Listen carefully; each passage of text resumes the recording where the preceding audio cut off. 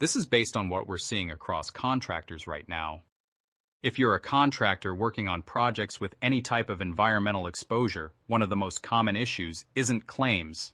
It's project delays caused by insurance requirements not being set up correctly. And the problem is, this usually shows up after the contract is already signed. In this video, we're going to walk through what environmental insurance requirements typically look like, where contractors run into problems, how to avoid delays before they happen. Let's start with where this usually comes from. Most environmental insurance requirements are buried in contracts. They're not always obvious. They might include things like pollution liability insurance, specific limits or coverage triggers, additional insured requirements, waivers of subrogation, coverage that extends to completed operations. Now, on the surface, it looks straightforward, but the issue is most standard policies don't automatically align with these requirements.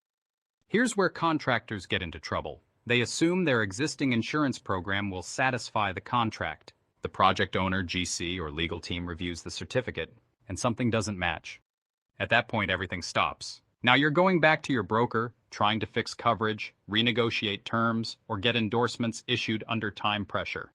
That's where delays happen. In some cases, it can hold up the entire project.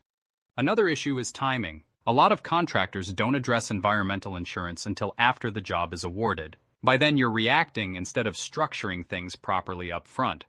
Some policies take time to put in place, especially if underwriting needs more detail about the project. If this isn't handled early, it creates friction when you're trying to mobilize.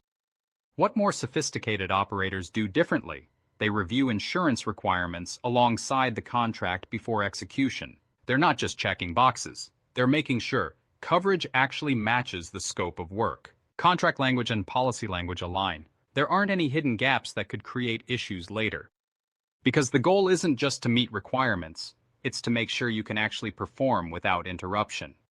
And this is becoming more important. We're seeing tighter contract language, more scrutiny from project owners, and higher expectations around environmental exposure.